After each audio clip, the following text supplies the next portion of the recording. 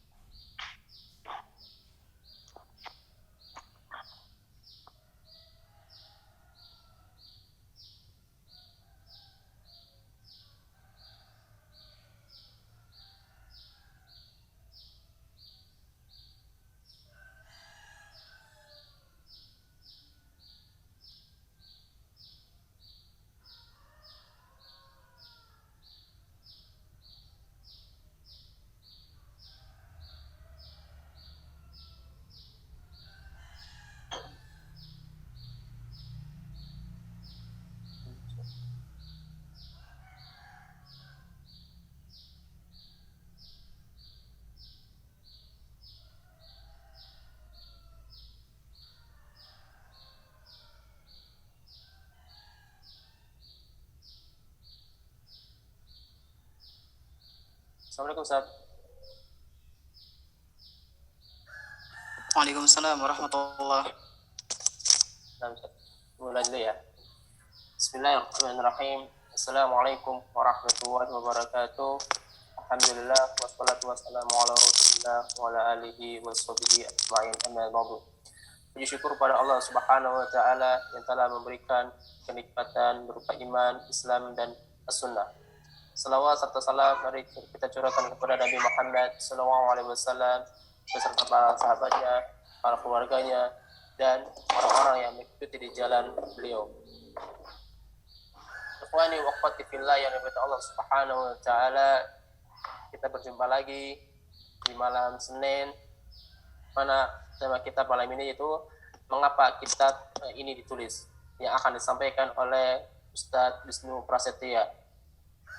Bagi ikhwani wa akhwati fillah yang memiliki pertanyaan yang sesuai dengan tema ataupun tidak sesuai dengan tema, silakan mengisi kolom chat. Insyaallah pertanyaan tersebut akan kami bacakan.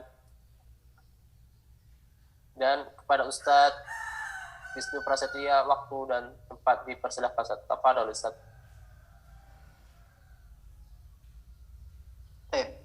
Syukran wa jazakumullah khairan. Bismillah. Assalamualaikum warahmatullahi wabarakatuh. Alhamdulillah wassalatu wassalamu ala Rasulillah wa ala alihi wa ashabihi wa man tabi'ahum bi ihsanin ila yaumil qiyamah. Alhamdulillah, segala puji bagi Allah Subhanahu wa taala di mana Dia telah memberikan kepada kita semuanya nikmat yang begitu banyak. Dan di antara kenikmatan yang telah Allah Tabaraka wa Ta'ala berikan kepada kita, yaitu nikmat iman, nikmat Islam, nikmat kita bisa kembali merasakan majelis taklim di salah satu waktu yang insya Allah diberkahi ini. Kita berharap kepada Allah Tabaraka wa Ta'ala, semoga Dia berkenan memberikan kepada kita semuanya hidayah, taufik, dan ilmu yang bermanfaat, sehingga bisa menjadi bekal kita kelak ketika berjumpa dengan Allah Subhanahu wa Ta'ala di hari akhir nanti.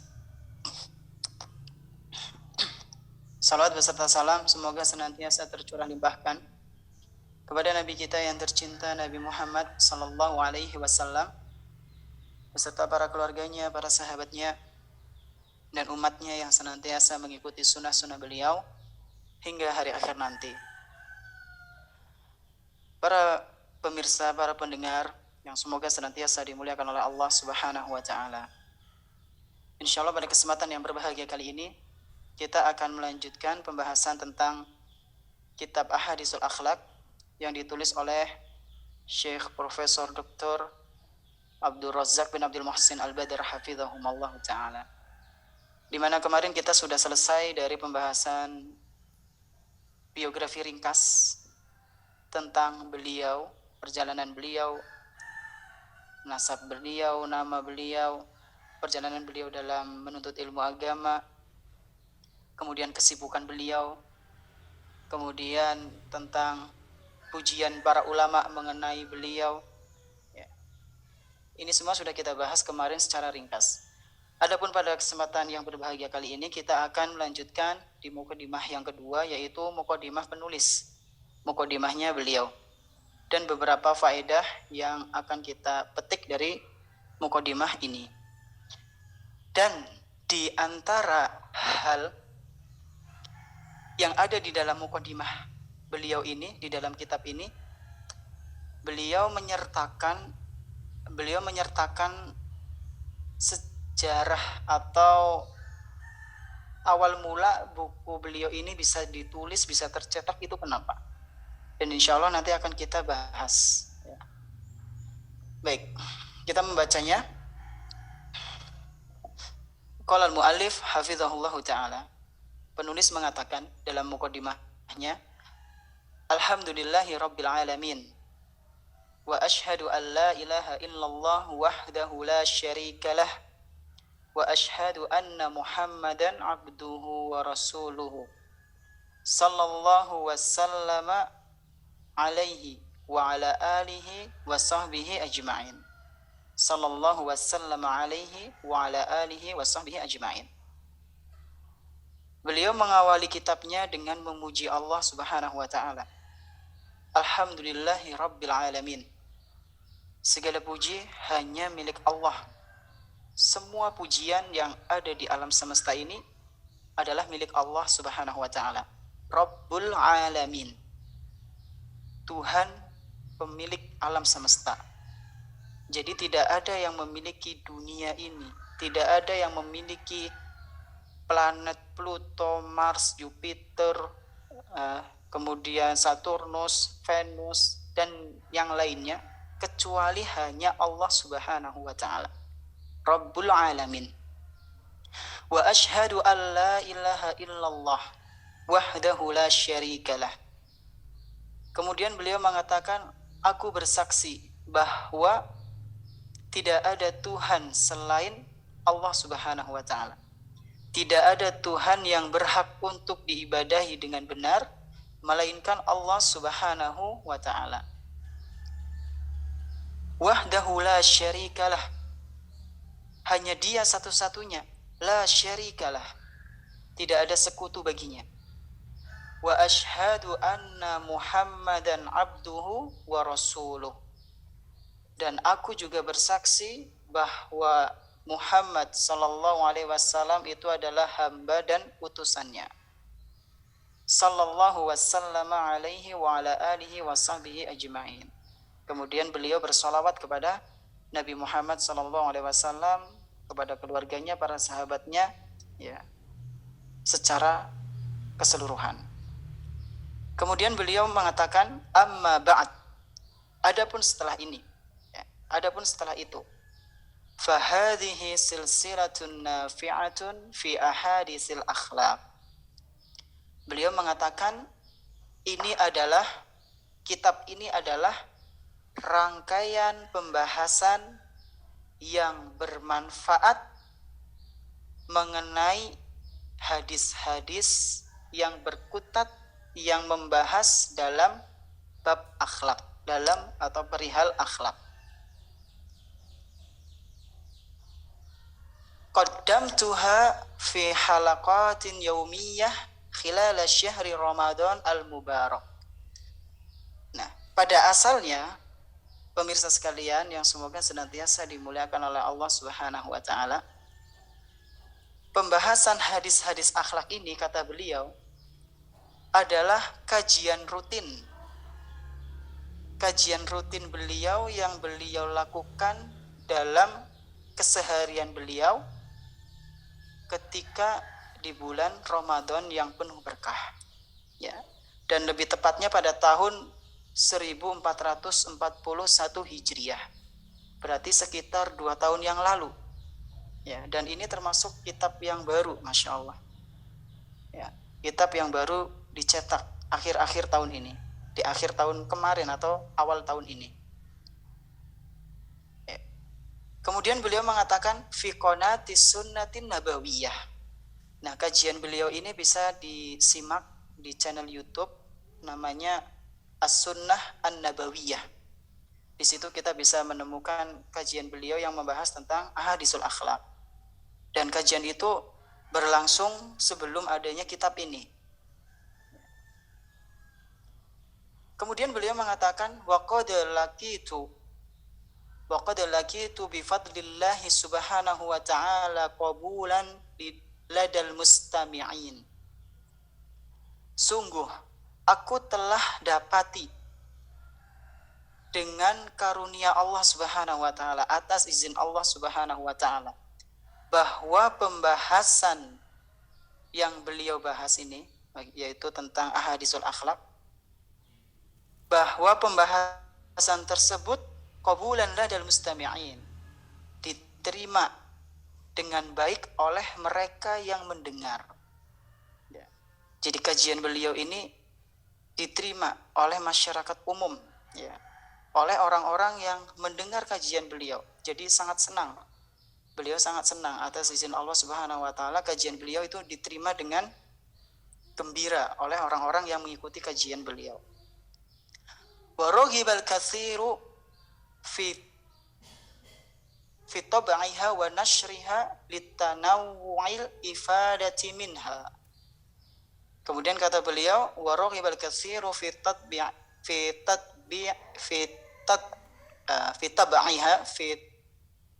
tab'iha wa nashriha litanawwu'i al-ifadati minha. Dan banyak di antara mereka, ya, jadi enggak sedikit, kata beliau raghibal katsir, banyak di antara jamaah beliau yang sangat menginginkan kajian beliau ini, yaitu kajian hadis ini, untuk dicetak. Nah, inilah awal mula kenapa kitab beliau ini ditulis. Karena banyak di antara jamaah beliau yang mendengarkan kajian beliau ini minta untuk dicetak, wa nashriha, dan untuk disebarluaskan kepada umat.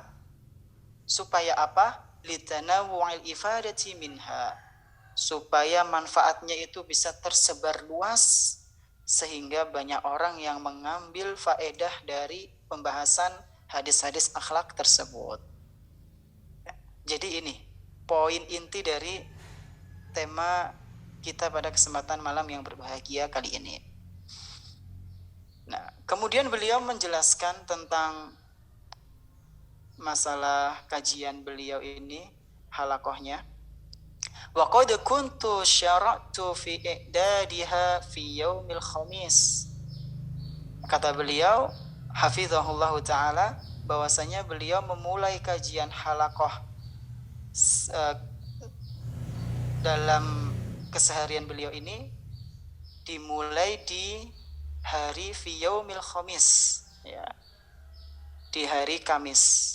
Lebih tepatnya pada tanggal as-salis wal 'ishrina min syahri Sya'ban, pada tanggal 23 dari bulan Sya'ban. Jadi kata beliau, kajian ahadisul akhlak ini dimulai pada bulan Sya'ban, tanggal 23 di hari Kamis. Wa waqa'al faraghu minha fi yaumis sabti. Dan kemudian kata beliau, kajian akhlak ini selesai pada hari Sabtu tanggal 23.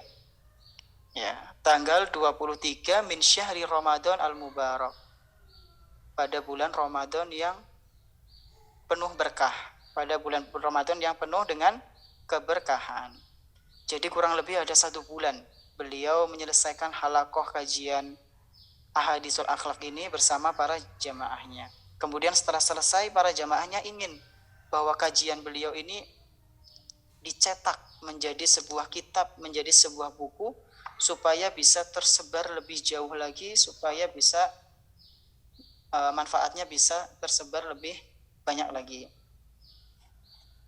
Kemudian para pendengar yang semoga senantiasa dimuliakan oleh Allah Subhanahu wa taala, di akhir mukadimah beliau ini, beliau mengatakan, atau lebih tepatnya berdoa kepada Allah Subhanahu wa taala, wa as'alullahal karima an yu'azziman naf'a biha. Dan aku berdoa kepada Allah Subhanahu wa taala meminta kepada Allah Subhanahu wa taala Al-Karim yang maha mulia, supaya apa? An yu'azziman naf'a biha, atau dalam teks lain ditulis an yu'zima, ya. Boleh juga kita membacanya an yu'azziman naf'a biha, supaya Allah Subhanahu wa taala memperbesar manfaat dari kajian tersebut. Jadi Syekh Abdul Razak hafizahullah taala meminta kepada Allah semoga apa yang beliau lakukan ini manfaatnya bisa tersebar luas dan semakin membesar sehingga bisa dirasakan oleh umat muslim pada umumnya. Kemudian beliau meminta kepada Allah wa an yaj'alaha liwajhihi khalisan. Dan aku meminta kepada Allah Subhanahu wa taala semoga dia menjadikan kajian ahadisul akhlak ini, kitab yang membahas tentang hadis-hadis akhlak, menjadikannya ditulis dalam keadaan ikhlas, disampaikan dalam keadaan ikhlas, atau lebih tepatnya bisa kita katakan bahwa beliau hafizahullah taala meminta kepada Allah Subhanahu wa taala supaya bisa ikhlas dalam menyebarkan ilmu ini, dalam menyebarkan kajian ini, baik secara melalui sosial media, video, audio, atau maupun melalui tulisan. Kemudian beliau mengatakan wa an yataqabbalaha biqabulin hasanin. Dan aku meminta kepada Allah Subhanahu wa taala semoga dia menerima kajian tersebut, dalam artian ya menerima apa yang telah beliau lakukan. Semoga diterima dengan penerimaan yang baik. Ya, kajian beliau selesai, semoga apa yang beliau sampaikan ini menghasilkan pahala, diterima oleh Allah Subhanahu wa taala dengan penerimaan yang baik, biqabulin hasanin. Kemudian beliau mengatakan innahu sami'un qaribun mujib. Sesungguhnya dia, yaitu Allah Subhanahu wa taala, sami'un, maha mendengar, qaribun, ya, maha dekat, maha mengetahui, mujibun, yang maha mengijabahi doa. Wassallallahu wassallama ala abdihi wa rasulihi nabiyina Muhammadin wa alihi wa sahbihi ajma'in. Kemudian beliau bersalawat kembali kepada Rasulullah sallallahu alaihi wasallam, ya, dan kepada keluarganya, para sahabatnya secara umum. Nah, pendengar sekalian yang semoga senantiasa dimuliakan oleh Allah Subhanahu wa taala, dari mukadimah ini sekurang-kurangnya kita akan memetik 3 faedah. Ya, jadi ada 3 faedah, 3 pelajaran berharga yang bisa kita petik dari mukadimah kali ini.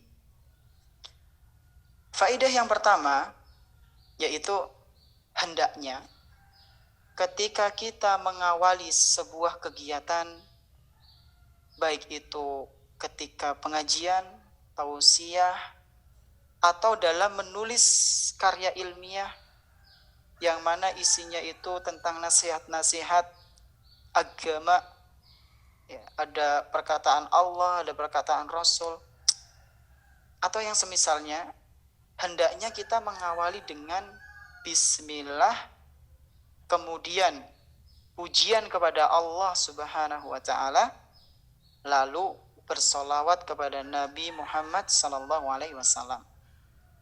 Ini yang pertama. Jadi kalau misalnya kita mau nulis sesuatu, ya, nulis artikel atau nulis buku, sebisa mungkin halaman pertama itu ditulis apa? Bismillah. Inilah yang pernah dilakukan oleh Rasulullah sallallahu alaihi wasallam, dan ini pula yang sering kali tidak luput dari para ulama ketika mereka menggerakkan penanya untuk menulis sebuah karya tulis yang berisi tentang nasihat-nasihat agama. Jadi sangat dianjurkan bagi kita untuk mengawali karya tulis kita atau tausiah kita dengan bacaan basmalah.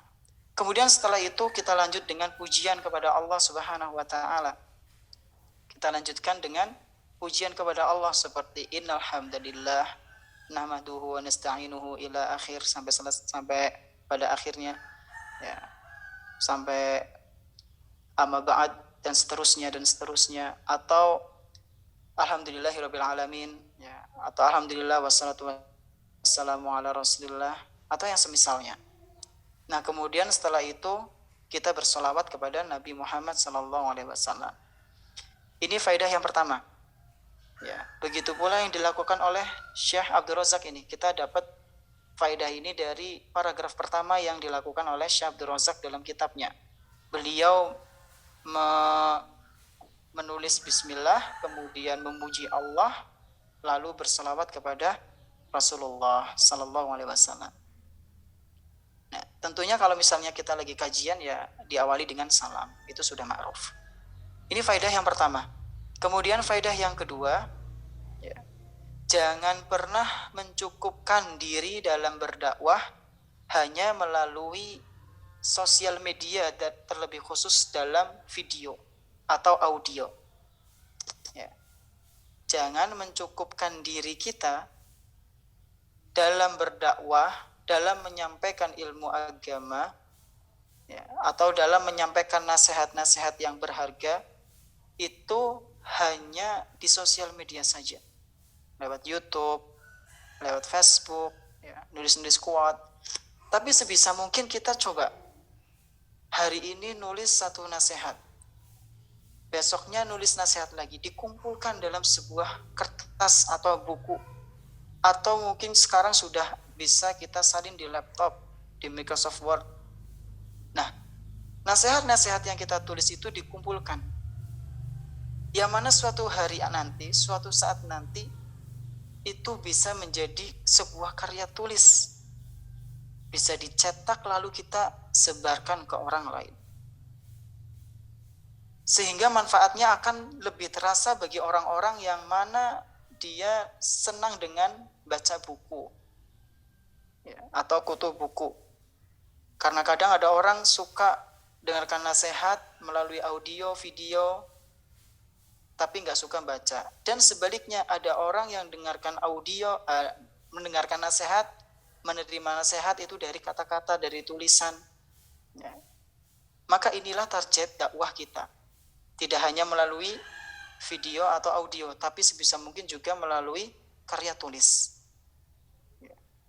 Dan karya tulis ini nanti bisa, Masya Allah, kalau misalnya bermanfaat, cetak terus, meskipun kita sudah tidak ada, masih bisa dimanfaatkan oleh orang lain.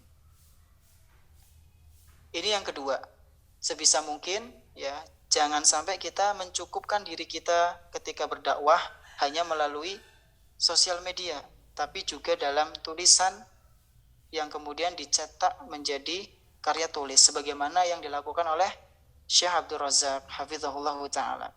Kajian beliau di YouTube banyak, karya tulis beliau juga banyak, dan kemarin sudah kita sebutkan sampai 20 lebih karya tulis yang dimiliki oleh beliau.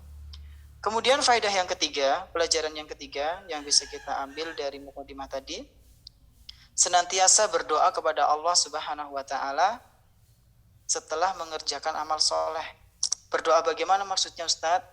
Berdoa agar apa yang kita lakukan ini diterima oleh Allah Subhanahu wa taala. Diterima oleh Allah Subhanahu wa taala. Ya. Berharap semoga Allah Subhanahu wa taala memudahkan kita untuk ikhlas. Ya. Yang mana ikhlas ini adalah pembahasan yang cukup panjang dan sangat berat untuk kita lakukan. Bahkan saking ngerinya orang yang tidak ikhlas dalam beramal, dia diancam oleh Allah Subhanahu wa taala amalannya itu tidak diterima. Dari Abu Umamah Al-Bahili radhiyallahu anhu, Rasulullah sallallahu alaihi wasallam pernah bersabda, "Innallaha la yaqbalu minal amali illa ma kana lahu khalisan." Sesungguhnya Allah Subhanahu wa taala tidak menerima suatu amalan illa kecuali ma kana lahu khalisan, kecuali jika amalan tersebut ikhlas karena Allah Subhanahu wa taala. Wabtughiya bihi wajhuhu, dan berharap wajah Allah Subhanahu wa taala.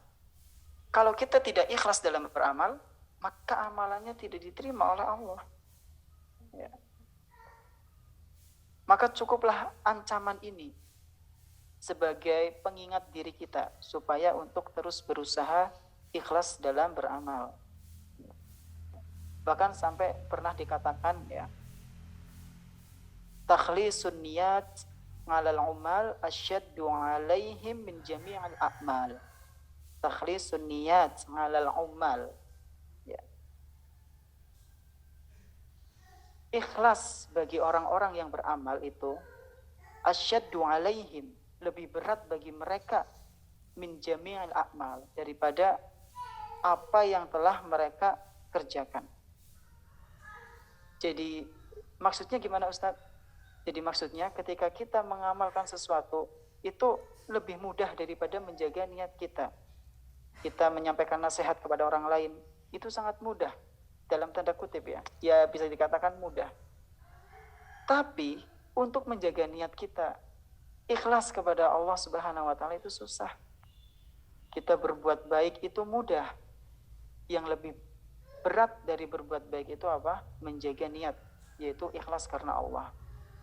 Maka dari itu dikatakan asyaddu alaihi min jami'il a'mal, lebih berat bagi mereka orang-orang yang beramal menjaga niat ya, daripada amalan yang telah mereka kerjakan.